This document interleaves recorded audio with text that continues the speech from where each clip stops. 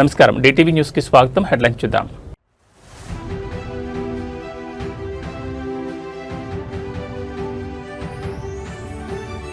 రేపటి నుంచి ఇంటర్ పరీక్షలు, విద్యార్థులకు బోర్డు కీలక సూచనలు.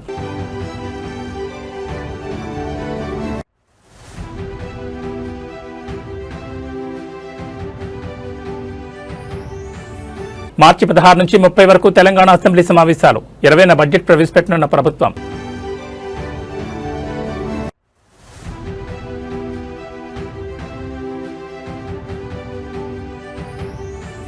ఖమ్మంలో రణరంగంగా వెలుగుమట్ల, పేదల ఇళ్ల కూల్చివేతతో దద్దరిల్లిన కలెక్టరేట్ పరిసరాలు.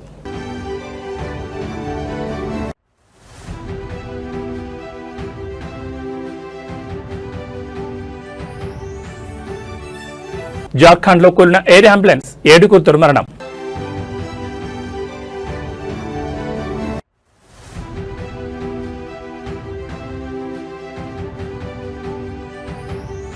తెలంగాణ రాష్ట్రంలో నేడు రేపు వర్షాలు, పలు జిల్లాలకు ఆరెంజ్ ఎల్లో హెచ్చరికలు. ఇక డీటెయిల్స్ చూస్తే తెలంగాణలో బుధవారం నుంచి ప్రారంభం కానున్న ఇంటర్మీడియట్ వార్షిక పరీక్షలకు సంబంధించి ఇంటర్ బోర్డు కీలక మార్గదర్శకాలు జారీ చేసింది. ఈసారి విద్యార్థులకు స్వల్ప ఉరటనిస్తూ 5 నిమిషాల గ్రేస్ పీరియడ్ కేటాయించారు. దీని ప్రకారం ఉదయం 9 గంటలకు పరీక్ష ప్రారంభం కానుండగా 9:05 వరకు కేంద్రంలోకి అనుమతిస్తారు. ఆ తర్వాత వచ్చే వారికి అనుమతి ఉండదు. మొత్తం 9,95,075 మంది విద్యార్థులు ఈ పరీక్షలకు హాజరవనున్నారు. రాష్ట్ర వ్యాప్తంగా 1,495 పరీక్షా కేంద్రాలను ఏర్పాటు చేశారు. విద్యార్థులు తమ పరీక్షా కేంద్రాలను సులభంగా గుర్తించేందుకు హాల్ టికెట్ పై ఉన్న క్యూఆర్ కోడ్ను ఉపయోగించుకోవాలని, ముఖ్యంగా హైదరాబాద్ పరిసర ప్రాంతాల్లోని విద్యార్థులు ట్రాఫిక్ ఇబ్బందులను దృష్టిలో ఉంచుకుని అరగంట ముందే సెంటర్లకు చేరుకోవాలని బోర్డు కార్యదర్శి ఎస్ కృష్ణాదిత్య సూచించారు. రాష్ట్ర వ్యాప్తంగా 1,495 పరీక్షా కేంద్రాలను ఏర్పాటు చేశారు. విద్యార్థులు తమ పరీక్షా కేంద్రాలు సులభంగా గుర్తించేందుకు హాల్ టికెట్ పై ఉన్న క్యూఆర్ కోడ్ను ఉపయోగించుకోవాలని, ముఖ్యంగా హైదరాబాద్ పరిసర ప్రాంతాల్లోని విద్యార్థులు ట్రాఫిక్ ఇబ్బందులను దృష్టిలో ఉంచుకుని అరగంట ముందే సెంటర్లకు చేరుకోవాలని బోర్డు కార్యదర్శి ఎస్ కృష్ణాదిత్య సూచించారు. పరీక్షా కేంద్రాల్లో త్రాగునీరు, వెలుతురు, ఫంక్షనల్ టాయిలెట్లు, బెంచీలు వంటి అన్ని సౌకర్యాలు కల్పించామని, ఏ విద్యార్థి కూడా నేలపై కూర్చుని పరీక్ష రాయాల్సిన అవసరం లేదని అధికారులు స్పష్టం చేశారు. భద్రత కోసం ప్రతి కేంద్రంలోనూ సీసీ కెమెరాలు నిఘా ఉండడంతో పాటు ఫ్లయింగ్ స్క్వాడ్లు, సిట్టింగ్ స్క్వాడ్లు నిరంతరం పర్యవేక్షిస్తాయి. పరీక్షల సమయంలో ఒత్తిడి లేదా ఆందోళనకు గురయ్యే విద్యార్థులు Telemanas toll free number 14416 call చేసి నిపుణుల సలహాలు పొందొచ్చు.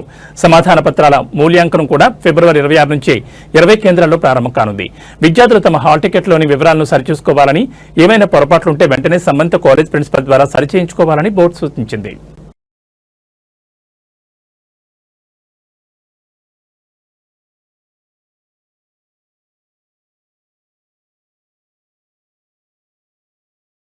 ఖమ్మం నగరంలో హైటెన్షన్ నెలకొంది. కలెక్టరేట్ సమీపంలోని వెలుగుమట్ల ప్రాంతంలో పేదల ఇండ్ల కూల్చివేత ప్రక్రియ ఉద్రిక్తంగా మారింది. 10 ఏళ్లుగా నివాసం ఉంటున్న తమను అన్యాయంగా రోడ్డున పడేస్తున్నారంటూ వందలాది కుటుంబాలు ఆందోళన దిగాయి. వెలుగుమట్లలోని సుమారు 60 ఎకరాల భూదాన్ భూముల్లో నివసిస్తున్న 600 కుటుంబాలను ఖాళీ చేయించేందుకు రెవెన్యూ అధికారులు భారీ ఆపరేషన్ చేపట్టారు. ఏ క్షణంలో ఏం జరుగుతుందో తెలియని పరిస్థితుల మధ్య వేలాది మంది పోలీసులను రంగంలోకి దించారు. తెల్లవారుజాము నుంచే జేసీబీల సహాయంతో గుడిసెలను నేలమట్టం చేస్తున్నారు. మేము ఇక్కడే 10 ఏళ్లుగా నివసిస్తున్నాం, మాకు ఓటు హక్కు ఉంది, ఆధార్ కార్డులున్నాయి, ఇప్పుడు మమ్మల్ని ఎక్కడికి వెళ్ళమంటారు అంటూ బాధితులు కన్నీరు మున్నీరవుతున్నారు. అధికారుల జేసీబీలకు అడ్డంగా పడుతూ ప్రాణాలకు తెగించి తమ ఆవాసాలను కాపాడుకునే ప్రయత్నం చేస్తున్నారు. తమకు పట్టాలిచ్చి క్రమబద్ధీకరించాలని దశాబ్ద కాలంగా పోరాడుతున్నా ప్రభుత్వం కనికరించకుండా ఇళ్లను కూల్చివేయడంపై సర్వత్రా ఆగ్రహం వ్యక్తమవుతోంది. కాలనీ వైపు ఎవరిని రానివ్వకుండా కిలోమీటర్ మేర పోలీస్ బారికేడ్లు ఏర్పాటు చేశారు. అడ్డుకుంటున్న బాధితులను, నాయకులను పోలీసులు బలవంతంగా అరెస్ట్ చేసి పోలీస్ స్టేషన్లకు తరలిస్తున్నారు. నిలువ నీడ కోల్పోయిన మహిళలు, చిన్నారులు రోడ్లపైనే బైఠాయించి నిరసన తెలుపుతున్నారు. ఒకవైపు అభివృద్ధి పేరుతో జరుగుతున్న ఈ కూల్చివేతలు, మరోవైపు గోడు కోల్పోయి రోడ్డున పడ్డ పేదల ఆక్రందనలతో ఖమ్మం జిల్లా కేంద్రం దద్దరిల్లుతోంది. అధికారులు ఈ విషయంలో ప్రత్యామ్నాయం చూపుతారా, లేక ఈ పోరాటం మరింత ఉధృతమవుతుందా అనేది వేచి చూడాలి.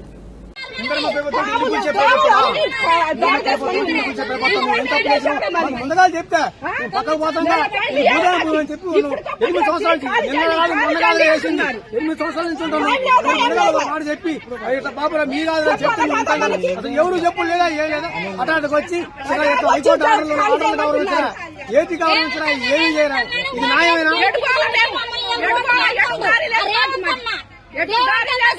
వీళ్ళందరూ అన్న అన్న అని ఓటేసి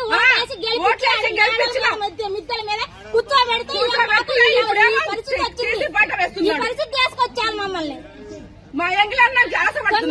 సంవత్సరాలు బట్టి ఉంటున్నాం ఉంటున్నామండి. కనీసానికి ఎప్పుడు ఏ రోజైనా కంటి నుండి నిద్రపోలేదు మేము.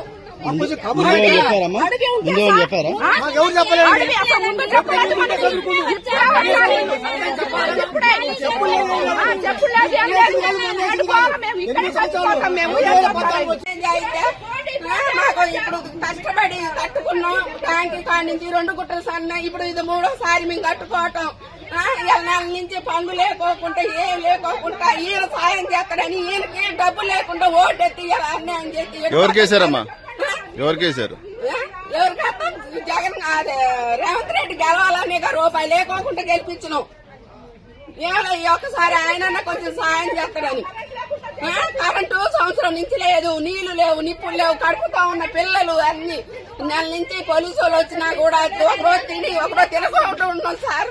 తెలంగాణలో బడ్జెట్ సందడి మొదలైంది. 2026-27 ఆర్థిక సంవత్సరానికి సంబంధించి రాష్ట్ర అసెంబ్లీ బడ్జెట్ సమావేశాల నిర్వహణపై ప్రభుత్వం కీలక నిర్ణయం తీసుకుంది. ముఖ్యమంత్రి రేవంత్ రెడ్డి అధ్యక్షతన జరిగిన కేబినెట్ భేటీలో సమావేశాల షెడ్యూల్ను ఖరారు చేశారు. తెలంగాణ అసెంబ్లీ బడ్జెట్ సమావేశాలు మార్చి 16న ప్రారంభం కానున్నాయి. మార్చి 16న గవర్నర్ జిష్ణుదేవ్ వర్మ ఉభయ సభలను ఉద్దేశించి ప్రసంగిస్తారు. మార్చి 17, 18 తేదీల్లో గవర్నర్ ప్రసంగంపై ధన్యవాద తీర్మానంపై చర్చ జరగనుంది. మార్చి 19న ఉగాది పండుగ సందర్భంగా సభకు సెలవు ప్రకటించారు. అలాగే మార్చి 21న రంజాన్ సెలవు ఉండే అవకాశం ఉంది. అందరూ ఆసక్తిగా ఎదురుచూస్తున్న రాష్ట్ర వార్షిక బడ్జెట్ను మార్చి 20న డిప్యూటీ సీఎం ఆర్థిక మంత్రి మల్లు భట్టి విక్రమార్క సభలో ప్రవేశపెట్టే అవకాశం ఉంది. అయితే రంజాన్ పండుగ తేదీని బట్టి బడ్జెట్ తేదీల్లో స్వల్ప మార్పులు ఉండొచ్చని సమాచారం. ఇప్పటికే ఆర్థిక శాఖ కసరత్తు పూర్తి చేసి శాఖల వారీగా కేటాయింపులను ఖరారు చేసే పనిలో నిమగ్నమైంది. ఈసారి బడ్జెట్లో ప్రభుత్వం సంక్షేమ అభివృద్ధికి సమప్రాధాన్యత ఇవ్వనుంది. ఎన్నికల సమయంలో ఇచ్చిన వాగ్దానాల్లో ఇప్పటికే అమల్లో ఉన్న వాటితో పాటు పెండింగ్ లో ఉన్న గ్యారంటీలకు కూడా భారీగా నిధులు కేటాయించే అవకాశం ఉంది. సంక్షేమ పథకాలను నిర్లక్ష్యం చేయకుండానే రాష్ట్రంలో మౌలిక సదుపాయాల కల్పనకు పెద్దపీట వేయాలని ప్రభుత్వం భావిస్తోంది. అప్పుల భారాన్ని తగ్గించుకుంటేనే పేదల సంక్షేమే ధ్యేయంగా ఒక సమతుల్య బడ్జెట్ను ప్రజల ముందుకు తీసుకురావడానికి ఆర్థిక మంత్రి కసరత్తు చేస్తున్నారు. మార్చి 16 నుంచి 30 వరకు జరగనున్న ఈ సమావేశాలు రాజకీయంగా కూడా వేడిని పుట్టించనున్నాయి. విపక్షాల విమర్శలను ఎదుర్కొంటూ ప్రభుత్వం 6 గ్యారంటీల అమలుకు నిధుల వేటను ఎలా సాగిస్తుందో చూడాలి. మరి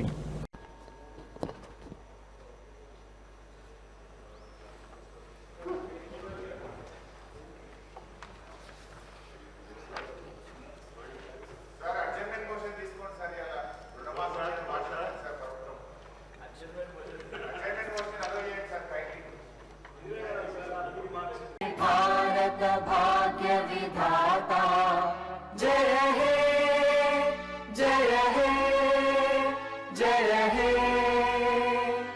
जय जय जय जय हे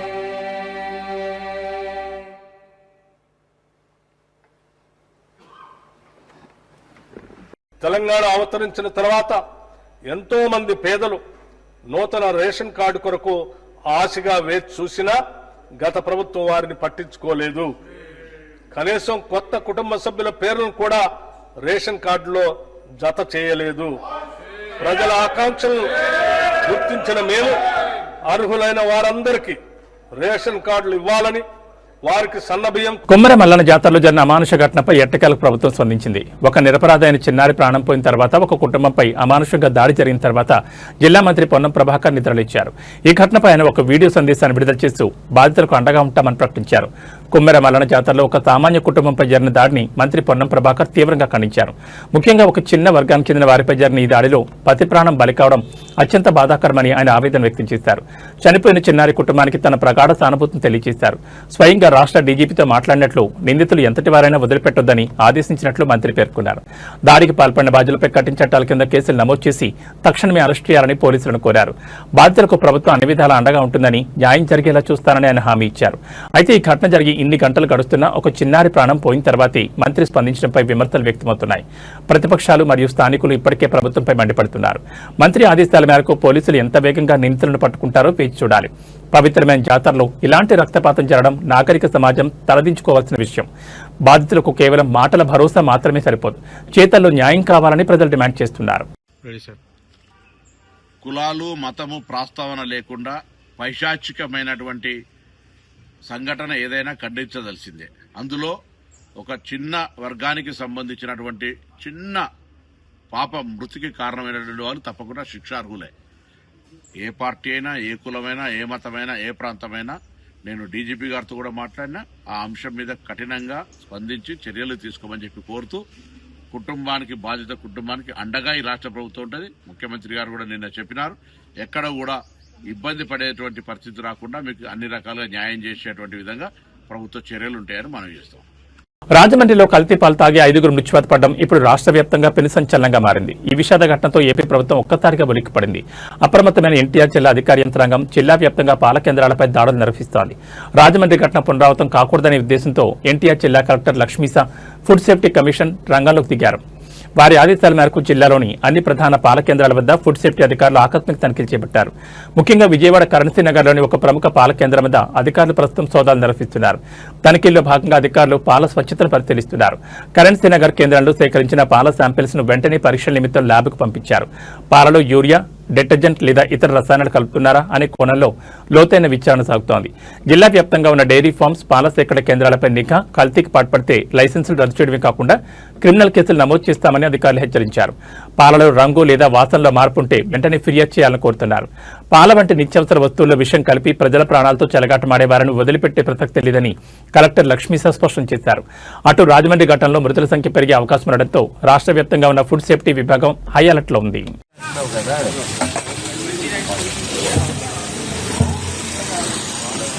దానిపైన వేసుకునేది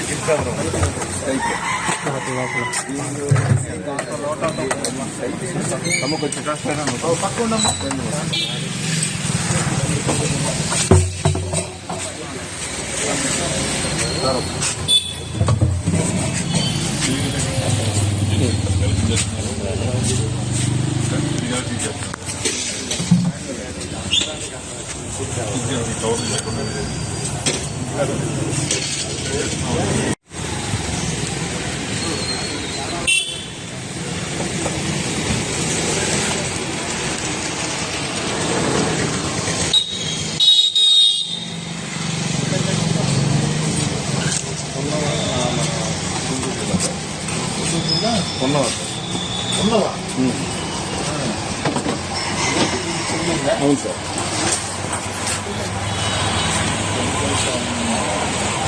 ఈ పాలు అవి నాటావా లేదా ఏమావు సార్? పాలు ఆవు పాలు నాటే సార్. నాటంటే గిర్రే ఏదో ఉన్నాడు ఏమావు.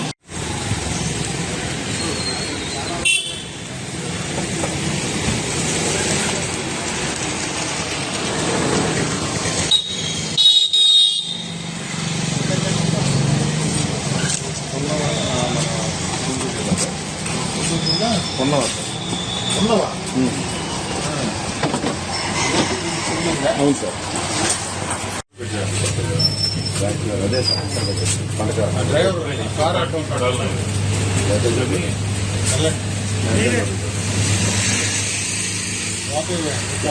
ఆంధ్రప్రదేశ్ శాసనమండలి సాక్షిగా మహిళా భద్రతపై విపక్షాలు నిప్పులు చెరిగాయి. కూటమి ప్రభుత్వ హయాంలో మహిళలపై అరాచకాలు పెచ్చిమిరుతున్నాయంటూ వైసీపీ ఎమ్మెల్సీ వరదు కళ్యాణి సంచలన గణాంకాలతో ప్రభుత్వాన్ని కడిగిపారేశారు. రాష్ట్రంలో ఆడబిడ్డలకు రక్షణ కరువైందని ఆమె ఆందోళన వ్యక్తం చేశారు. శాసనమండలి వేదికగా వరదు కళ్యాణి సంచలన ఆరోపణలు చేశారు. ఈ ప్రభుత్వంలో ప్రతిరోజు 5గురు మహిళలు అత్యాచారానికి గురవుతున్నారని, సుమారు 60 మంది మహిళలు వివిధ రకాలుగా వేధింపులను ఎదుర్కొంటున్నారని ఆమె గణాంకాలను బయటపెట్టారు. టీడీపీ అధికారంలోకి వచ్చిన నాటి నుంచి నేరాల సంఖ్య విపరీతంగా పెరిగిందని ఆమె విమర్శించారు. కూటమి ప్రభుత్వంలో మహిళలపై నేరాలు గతంతో పోలిస్తే 10% పెరిగాయని ఆమె ధ్వజమెత్తారు. ఈ ప్రభుత్వ హయాంలో ఇప్పటి వరకు 16,282 మంది మహిళలు వేధింపులకు గురయ్యారని ఆరోపించారు. ఏకంగా ముఖ్యమంత్రి చంద్రబాబు నాయుడు సొంత గ్రామంలో కూడా మహిళలపై వేధింపుల కేసులు పెరగడం శాంతి భద్రతల వైఫల్యానికి నిదర్శనమని ఆమె ఎద్దేవా చేశారు. రాష్ట్రంలో మహిళలకు రక్షణ కల్పించడంలో ప్రభుత్వం పూర్తిగా విఫలమైందని, కేవలం ప్రకటనలకే పరిమితమవుతోందని విపక్ష నేతలు సభలో కొంతెత్తారు. అటు వరదు కళ్యాణి వ్యాఖ్యలపై అధికారపక్ష సభ్యులు కూడా తీవ్రంగా స్పందించడంతో సభలో కొంతసేపు గందరగోళం నెలకొంది. ఆడబిడ్డల భద్రతపై ప్రభుత్వం శ్వేతపత్రం విడుదల చేయాలని విపక్షాలు డిమాండ్ చేస్తున్నాయి. కూటమి ప్రభుత్వం అధికారంలోకి వచ్చిన తర్వాత మహిళా భద్రతపై అనేక హామీలిచ్చింది. కానీ వరదు కళ్యాణి సభ ముందుంచిన ఈ గణాంకాలు ఇప్పుడు రాష్ట్ర వ్యాప్తంగా చర్చనీయాంశంగా మారాయి. మరి ఈ విమర్శలపై ప్రభుత్వం ఎలా స్పందిస్తుంది? నేరాల అదుపులకు ఎలాంటి చర్యలు తీసుకుంటుంది? వేచి చూడాలి. గత ఏడాది 1485 కేసులు నమోదయ్యాయని చెప్పారు అధ్యక్ష. అంటే రోజుకి 4-5 జరుగుతున్నాయి అధ్యక్ష. ఈ రాష్ట్రంలో రోజుకి 4-5 మంది మీద అత్యాచారాలు, అఘాయిత్యాలు జరుగుతున్నాయి అధ్యక్ష, మహిళల మీద. అలాగే 50-60 మంది వేధింపులకు గురవుతున్నారు అధ్యక్ష. అసలు ఈ ప్రభుత్వం వచ్చాక అధ్యక్ష మహిళల మీద అఘాయిత్యాలు, అత్యాచారాలు, నేరాలు విపరీతంగా పెరిగిపోయాయి అధ్యక్ష. ఇది పోలీసులు అధికారికంగా చెప్పిన లెక్కల ప్రకారం చూస్తే మహిళల భద్రత ఎంత ఘోరంగా ఉందో అర్థమవుతుంది అధ్యక్ష. ఈ రోజు 16,288 మంది మహిళల్ని వేధించారు అధ్యక్ష. 10 జిల్లాల్లో మహిళల మీద నేరాలు విపరీతంగా పెరిగిపోయాయి అధ్యక్ష. సాక్షాత్తు గౌరవ సీఎం చంద్రబాబు నాయుడు గారు ఉన్న జిల్లాలోనే మహిళల మీద నేరాలు 10% పెరిగాయి అధ్యక్ష. అంటే ఈ రాష్ట్ర ముఖ్యమంత్రి చంద్రబాబు నాయుడు గారి నీడలోనే మహిళలకు రక్షణ లేదా అధ్యక్ష? అలాగే ముఖ్యమంత్రి గారి సాక్షిగానే మహిళలు వేధిస్తున్నారు, హింసిస్తున్నారు, చంపేస్తున్నారు అధ్యక్ష. అదే జిల్లాలో గౌరవ మంత్రి గారైన లోకేష్ గారు కూడా ఉన్నారు అధ్యక్ష. అలాగే సాక్షాత్తు హోంమంత్రి గారి ఇన్ఛార్జిగా ఉన్న విజయనగరం జిల్లాలో కూడా మహిళల మీద నేరాలు పెరిగాయి అధ్యక్ష. అలాగే ఈ రాష్ట్రంలో గుంటూరు, సత్యసాయి, నెల్లూరు, విజయనగరం, కడప, అన్నమయ్య, పల్నాడు, పార్వతీపురం, మన్యం, తిరుపతి జిల్లాల్లో పెరుగుతున్నాయి అధ్యక్ష. మహిళలను వేధించే వాళ్ళను, పిల్లలను అత్యాచారం చేసే వాళ్ళకు అస్సలు భయం లేకుండా పోయింది అధ్యక్ష. నిజం చెప్పాలంటే వీటిలో ముఖ్యంగా అత్యధిక కారణం గంజాయి, డ్రగ్స్, వీటి మత్తులో చేస్తున్నారు అధ్యక్ష. మన హోంమంత్రి గారు అయితే ఏకంగా గంజాయి లేదని చెప్పేశారు అధ్యక్ష. కానీ ఈ సభ జరుగుతున్న టైంలోనే మొన్న మదనపల్లిలో సాధారణంగా హెల్మెట్ లేకపోతే ట్రాఫిక్ పోలీసులు చలాన్ రాస్తారు లేదా వాహనాన్ని ఆపుతారు. కానీ హైదరాబాద్ మల్కాజ్గిరి ట్రాఫిక్ పోలీసులు ఒక అడుగు ముందుకు వేశారు. జరిమానా కంటే ప్రాణం ముఖ్యమని భావించి దేశంలోని వినూత్నమైన హెల్మెట్ బ్యాంక్ కార్యక్రమానికి శ్రీకారం చుట్టారు. హెల్మెట్ లేకుండా ప్రయాణించే వాహనదారులను ఆపి తిట్టడమో, జరిమానా వేయడమో కాకుండా అక్కడికక్కడే వారికి ఒక హెల్మెట్ ఉచితంగా అందజేస్తున్నారు పోలీసులు. హెల్మెట్ తీసుకునే వారు తమ ప్రాథమిక వివరాలను పోలీసులకు సమర్పించాలి. ఆ హెల్మెట్ ను తీసుకుని 24 గంటలలోపు వారు కొత్త హెల్మెట్ ను కొనుగోలు చేసి పోలీసుల వద్ద తీసుకున్న పాత హెల్మెట్ ను తిరిగి ఇచ్చేయాలి. మల్కాజ్గిరి జోన్ పరిధిలోని ప్రధాన కూడళ్లలో ఈ విధానాన్ని అమలు చేస్తున్నారు. ముఖ్యంగా గోపాలపురం ట్రాఫిక్ పోలీస్ స్టేషన్ పరిధిలోని సంగీత్ చౌరస్తా వద్ద ఈ కార్యక్రమం విజయవంతంగా సాగుతోంది. ప్రయాణ మధ్యలో ప్రమాదాలు జరగకుండా తక్షణమే రక్షణ కల్పించడం, పోలీసులంటే కేవలం జరిమానాలు వేసేవారు మాత్రమే కాదు, ప్రాణాలు కాపాడేవారని ప్రజల్లో నమ్మకం కలిగించడం, కేవలం భయం కోసం కాకుండా బాధ్యతగా హెల్మెట్ ధరించేలా వాహనదారులను ప్రోత్సహించడం తెలంగాణ పోలీసుల అరైవ్ అలైవ్ రోడ్డు భద్రతా ప్రచారంలో భాగంగా ఈ కార్యక్రమాన్ని చేపట్టినట్లు మల్కాజ్గిరి ట్రాఫిక్ డీసీపీ తెలిపారు. ప్రయాణం చిన్నదైనా పెద్దదైనా హెల్మెట్ తప్పనిసరని ఆయన గుర్తు చేస్తున్నారు. చలాన్ల భారం కంటే క్షేమంగా ఇంటికి చేరడమే ప్రధానమని నిరూపిస్తున్న మల్కాజ్గిరి పోలీసుల చొరవపై సర్వత్రా ప్రశంసలు వ్యక్తమవుతున్నాయి. వాహనదారులు కూడా ఈ అవకాశాన్ని సద్వినియోగం చేసుకుని ప్రాణరక్షణకు సహకరించాలని కోరుతున్నారు. హెల్మెట్ బ్యాంక్ అని చెప్పేసి వినూత్నంగా ప్రయత్నం చేయడం జరిగింది. ఒక హెల్మెట్ అనేది ఎంత ఇంపార్టెంట్ అనేది తెలుసు అంటే రీసెంట్గా మొన్న చామరపేటలో ఒక నర్సరీ విద్యార్థి రాత్రి హెల్మెట్ పెట్టుకోకపోవడం వల్ల బండి మీద కింద పడి చనిపోవడం. సో అట్లా ఎవ్రీడే తెలంగాణలో ప్రతి గంటకి అందరూ ట్రాఫిక్ రూల్స్ పాటించకపోవడం వల్ల చనిపోవడం జరుగుతుంది. సో దాన్ని అరికట్టడానికి ఒక పాజిటివ్ ధోరణిలో రియలైజ్ చేయడం కాకుండా ఇలాంటి మాత్రమే కాదు, ఇట్లాంటివి ఎంకరేజ్ చేయడానికి ట్రై చేస్తాం. సో మనకు హెల్మెట్ బ్యాంక్ ఒకటి ఏర్పాటు చేయడం జరిగింది.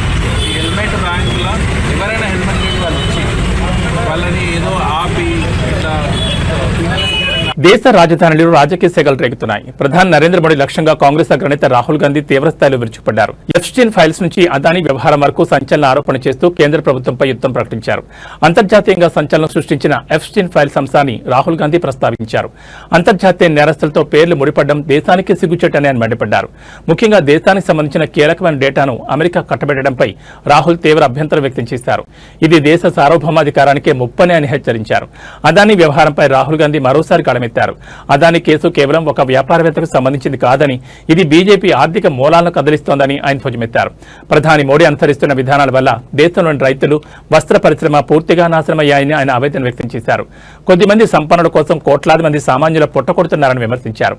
దేశ రక్షణ విషయంలో తాము తగ్గేదే లేదని రాహుల్ గాంధీ స్పష్టం చేశారు. రాజ్యాంగాన్ని, దేశ వనరులను కాపాడేందుకు కాంగ్రెస్ పార్టీ సింహాల్లా పోరాడుతోందని ఆయన ప్రకటించారు. భయపడే ప్రసక్తే లేదని, నిజం కోసం పోరాటం కొనసాగుతుందని కేడర్లో ఉత్సాహం నింపారు. మరోవైపు రాహుల్ గాంధీ వ్యాఖ్యలపై బీజేపీ నేతలు కూడా తీవ్రంగా స్పందిస్తున్నారు. ఇవన్నీ నిరాధారణమైన ఆరోపణలను కొట్టిపారేస్తున్నారు. పార్లమెంట్ లోపల బయట ఈ అదానీ ఎఫ్స్టీన్ సెగలు ఇంకెన్ని మలుపులు తిరుగుతాయో చూడాలి. बीजेपी के कार्यकर्ताओं, आरएसएस के कार्यकर्ताओं, आप अपने प्रधानमंत्री के आंखों में देखो, आपको डर दिखेगा. पार्लियामेंट में नहीं आ पाए और कारण नारावाने नहीं थे, कारण एप्स्टीन था, कारण अदानी पर केस था. नरेंद्र मोदी जी, अहिंसा और लोकतांत्रिक विरोध देश की बुनियाद है. गांधी जी और भगत सिंह ने यह रास्ता दिखाया है. इससे आप इतना क्यों डरते हो? आप शर्म की बात करते हो. शर्म की बात मैं आपको बताता हूँ. आपने अमेरिका के साथ जो किया है, ये शर्म की बात. देश को आपने बेचा है. पहली शर्म की बात, जो यूएस के साथ आपने ट्रेड डील की है, जिसमें हिंदुस्तान को कुछ नहीं मिला और हमारा पूरा देश आपने अमेरिका को बेच दिया है. हमारे देश का डेटा दे दिया, किसानों को खत्म कर दिया, टेक्सटाइल इंडस्ट्री बर्बाद कर दी. ये शर्म की बात. दूसरी शर्म की बात, एप्स्टीन जो पीडोफाइल है, उसकी फाइलों में, उसकी ईमेल में आपका नाम, आपके मंत्रियों का नाम और आपके दोस्तों का नाम, तीनों का एक साथ आ रहा है। ఉత్తరప్రదేశ్ లో మరోసారి బ్లూ డ్రమ్ మర్డర్ కలకలం రేపింది. కన్న తండ్రిని కూడా చూడకుండా అత్యంత కిరాతకంగా కాల్చి చంపి ఆపై మృతదేహాన్ని ముక్కలు ముక్కలుగా నరికిన ఉదంతం లక్నోలో వెలుగు చూసింది. చదువుకోమని చెప్పడమే ఆ తండ్రి చేసిన పాపమైంది. లక్నోలో నివాసం ఉంటున్న 19 ఏళ్ల అక్షత్ ప్రతాప్ సింగ్ అనే యువకుడు ఈ ఘాతకానికి పాల్పడ్డాడు. తన తండ్రి మానవేంద్ర సింగ్ ను తుపాకీతో కాల్చి చంపడమే కాకుండా ఎవరికీ అనుమానం రాకుండా మృతదేహాన్ని ముక్కలు చేశాడు. చేతులు కాళ్లు నరికి వేరువేరు చోట్ల పారేసి మిగిలిన మొండెం భాగాన్ని ఒక నీలం రంగు డ్రమ్ములో కుక్కి ఎక్కడో పారేయాలని ప్లాన్ చేశాడు. అయితే పాపం పండింది. ఆ డ్రమ్ము నుంచి విపరీతమైన దుర్వాసన రావడంతో అనుమానం వచ్చిన ఇరుగు పొరుగు వారు పోలీసులకు సమాచారం అందించారు. ఘటనా స్థలానికి చేరుకున్న పోలీసులు డ్రమ్ము తెరిచి చూడడంతో లోపల కూలిన స్థితిలో ఉన్న మొండెం బయటపడింది. దీంతో నిందితుడు అక్షత్ ప్రతాప్ సింగ్ ను పోలీసులు అదుపులోకి తీసుకున్నారు. పోలీసుల ప్రాథమిక విచారణలో షాకింగ్ విషయాలు వెలుగులోకి వచ్చాయి.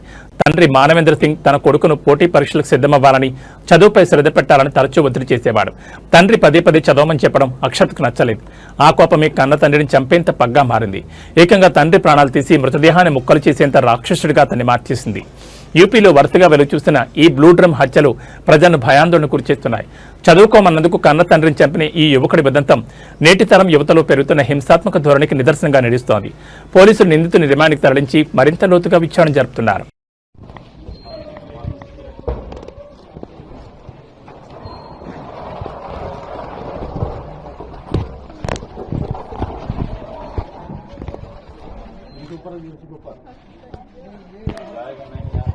बगल में सीट पे रख दीजिए,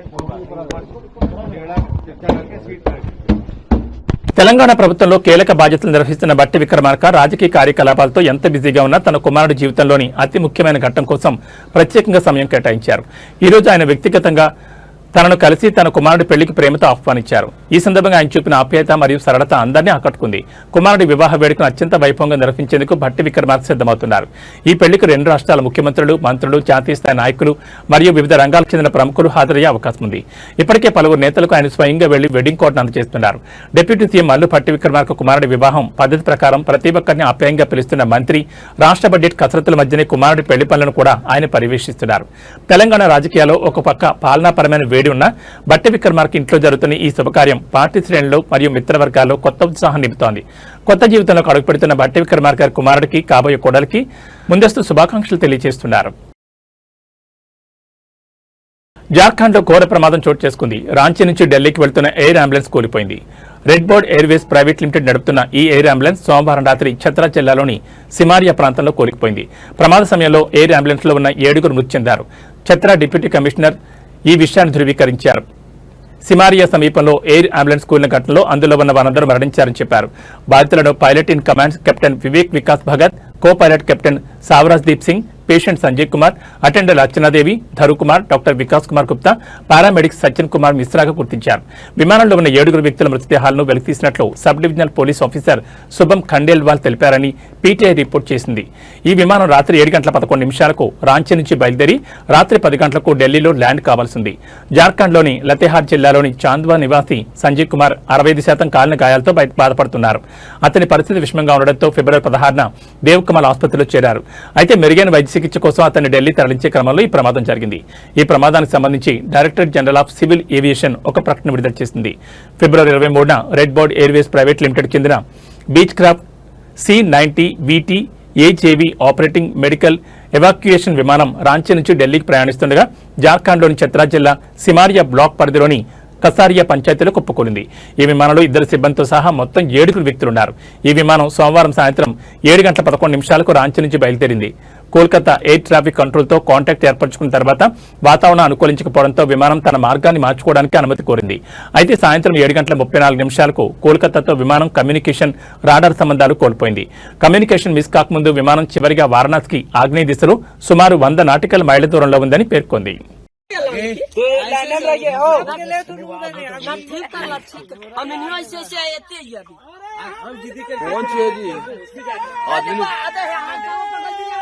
यहाँ यादम सर के एकदम वही कार्यक्रम में पंखवा गिरला से पंखवा हो यहाँ अरे आदमी को कहाँ हो रही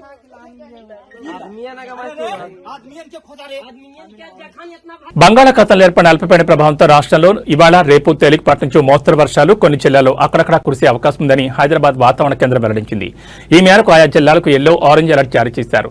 హైదరాబాద్ నగరంలోనూ జల్లులు కురుస్తున్నాయి. నేడు హైదరాబాద్, రంగారెడ్డి జిల్లాలో భారీ వర్షాలకు అవకాశం ఉందని ఈ మేరకు ఆ రెండు జిల్లాలకు వాతావరణ శాఖ ఆరెంజ్ అలర్ట్ జారీ చేసింది. రానున్న 2-3 గంటల్లో వర్షం వచ్చే ఛాన్స్ ఉందని చెప్పారు. నాగర్ కర్నూలు, నల్గొండ, నారాయణపేట, జోగులాం గద్వాల, మహబూబ్ నగర్, జనగాం, మేడ్చల్, మల్కాజ్గిరి, సంగారెడ్డి, సూర్యాపేట, వికారాబాద్, వనపర్తి, యాదాద్రి భువనగిరి జిల్లాల్లోనూ వర్షాలు కురుస్తాయన్నారు. ఈ మేరకు ఆయా జిల్లాలకు ఎల్లో అలర్ట్ జారీ చేశారు. కాగా సోమవారం రాష్ట్రంలోని పలు జిల్లాలో ఉరుములు, మెరుపులు, ఈదురుగాలతో కూడిన భారీ వర్షాలు కురిశాయి. గంటకు 40 కిలోమీటర్ల ఈదురుగాలుల వేగంతో వర్షాలు కురవడంతో కోత దశలో ఉన్న పంటలు తీవ్రంగా దెబ్బతిన్నాయి. దీంతో రైతులకు భారీగా నష్టం వాటిల్లింది. ముఖ్యంగా నిజామాబాద్, ఆదిలాబాద్, నిర్మల్, కామారెడ్డి, నిజామాబాద్ జిల్లాలో ఆదివారం అర్ధరాత్రి భారీ వర్షం కురిసింది.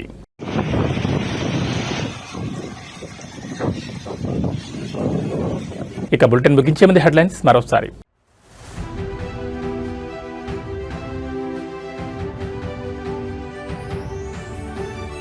రేపటి నుంచే ఇంటర్ పరీక్షలు, విద్యార్థులకు బోర్డు కీలక సూచనలు.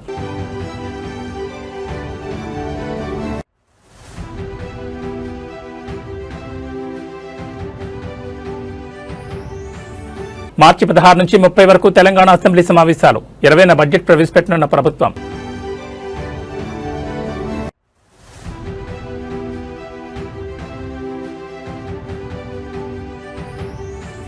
ఖమ్మంలో రణరంగంగా వెలుగుమట్ల, పేదల ఇళ్ల కూల్చివేతతో దద్దరిల్లిన కలెక్టరేట్ పరిసరాలు.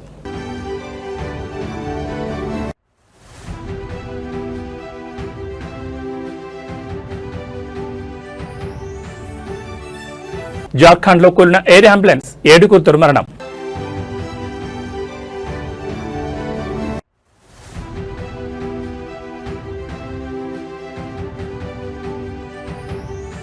తెలంగాణ రాష్ట్రంలో నేడు రేపు వర్షాలు, పలు జిల్లాలకు ఆరెంజ్, ఎల్లో హెచ్చరికలు. ఇవి బులెటిన్ విశేషాలు. నమస్కారం.